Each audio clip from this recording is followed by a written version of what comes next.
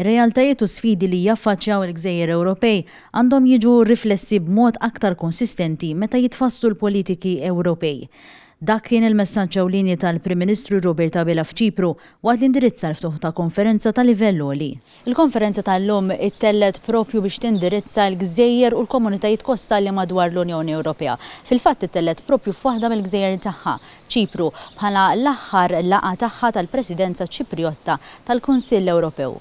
Matul id-diskors il-Prim Ministru fakkar li aktar minn 4,000 gżira u mad-dar ta' 17 miljun ċittadin Ewropew. Nitkellmu dwar realtajiet ta' stati li huma gżejjer li għandna ir-realtajiet partikolari tagħna, l-isfidi partikolari tagħna, però daqstant ieħor ukoll il-potenzjal uniku illi bih ukoll nistgħu nikkontribwixxu fuq livell Ewropew. L-isfidi tista' tgħid bejn l-istati membri tal-Unjoni Ewropea li huma gżejjer li aħna tlieta huma simili ħafna l xulxin l-isfidi dwar l-enerġija, dawk tal-konnettività.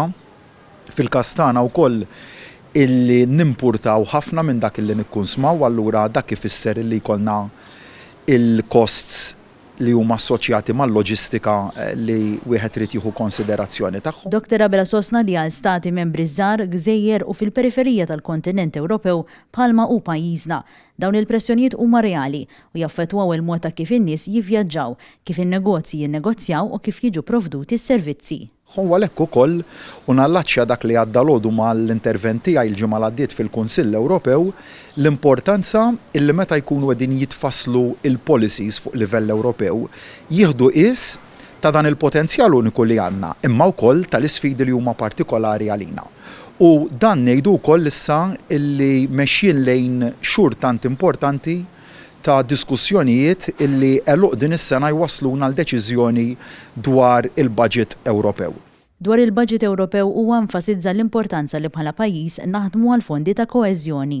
Tajjeb illi ngħid illi l-ġimgħa l-għaddiet kellna diskussjonijiet tajbin, hemm bażi tajba, mhijiex il-bażi illi rridu nikkonkludu fuq għax fadlilna ħafna iżjed naħdmu biex ninnegozjaw dak li jrid ikun budget b'saħħtu ħafna wkoll għal pajjiżna f'din l-okkażjoni minkejja l-isfidi kbar li għandna din id-darba, konvint li jirnexxilna inġibu budget li jirrispetta u jieħu qis tar-realtajiet kollha ta' pajjiżna u li jkompli jimbotta l-iżvilupp ekonomiku u soċjali ta' pajjiżna il-qudiem. Għali l-opportunità tal-lum ta' dan kollu għax tares lejn modi differenti kif il-gżejjer u komunitajiet kostali jibqgħu jkunu kompetittivi u reżiljenti. U matul din il-konferenza rajna wkoll l-adozzjoni tal-ewwel strateġija għal gżejjer u l-komunitajiet kostali tal-Unjoni Ewropea. Fil-fatt il-Prim Ministru Robert Abela laqa dawn l-istrateġiji u qal li dan għandhom jirrikonoxxu l-isfidi li jaffaċċjaw dawn il-pajjiżi imma jagħmlu differenza wkoll fil-ħajjiet taċ-ċittadini tal-miljun ta' ċittadini li jgħixu f'dawn il-gżejjer u l-komunitajiet. Tem li l-pożizzjoni ġeografika m'għandha qatt tisservi ta' xkil għal aspirazzjonijiet ta' ċittadini kif ukoll għall opportunitajiet ekonomiċi.